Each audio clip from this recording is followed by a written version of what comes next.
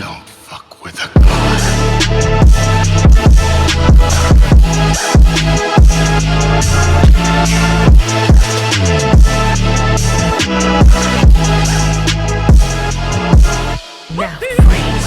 What's up, guys? It's Frozen. Welcome back to the channel. If you don't know, I'm a bit of a major Sonic fan, and I was planning on bringing Sonic content to the channel sometime this year, probably in the next few weeks, actually.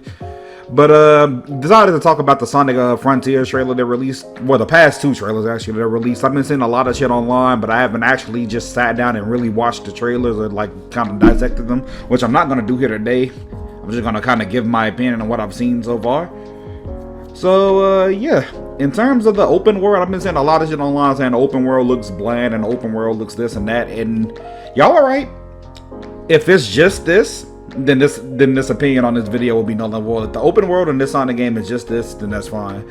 But it seems like what they're doing is in each of these videos they're going over a very specific category of like the game, right? So this one is just exploration. You see, I don't even think they have any enemies in that first exploration trailer because you just open and explore this new world.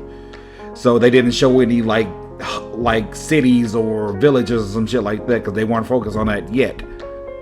But that doesn't mean this game will have that. I'm not sure about this. And another major complaint I've seen about this game's world and just like the structure of it in general, that they're random floating platforms and they're criticizing the game based off of that. But I can think of tons. Like, granted, this looks stupid, right? What you're seeing on the screen now looks a little bit dumb, but like I've seen plenty of shit like this in other platformers before. This is a platform game based around a cartoon hedgehog who's going around the world fighting robots.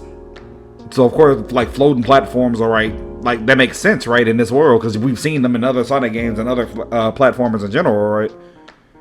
But if people are arguing that it goes against like making it a cohesive game and like shit, it's just like platforms are randomly thrown together, I kind of agree with that. So I do see where you're coming from with that, but I just don't think that's enough of, like, that's not a gripe against the game for me, right?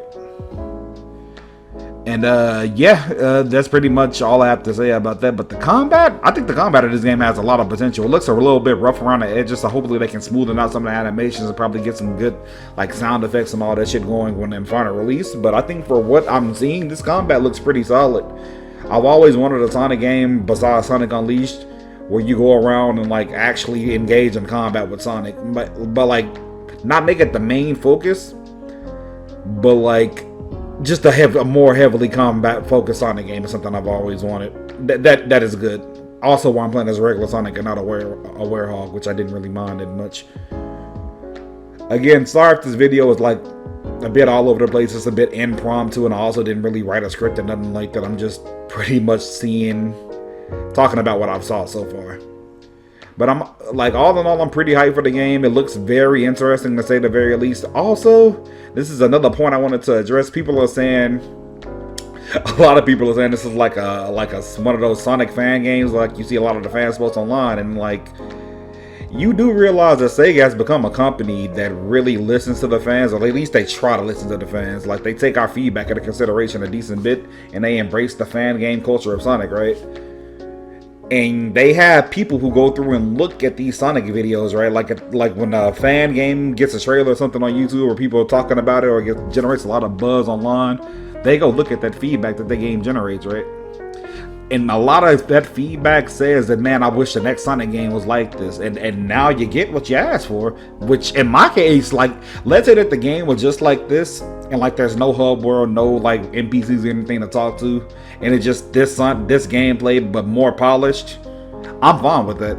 I wouldn't mind just a sandbox Breath of the Wild, because like there's villages and shit in Breath of the Wild, but you don't really have to talk to those people that much outside of doing like the certain quests. So if it's just a sandbox Sonic game with good combat and good mechanics, I'm fine with that. I'm more than willing to spend $60 on that. But a lot of people aren't, and I get that. I'm not here to call you out on that or say your opinion is stupid, but I'm just saying you probably specifically didn't ask for it, but a lot of fans have went into these comments of these fan games and said like, hey, I wish the next Sonic game was like this, and now you get what you asked for. This looks like a higher budget fan game, and I'm okay with that personally. But That's about all I have to say on this topic. It's a bit of a shorter video, but I just want to kind of get my opinion on this game out because I will be covering on the channel when it drops, doing a full playthrough and maybe even streaming on a few occasions. But yeah, thank y'all for watching. Frozen out. Peace.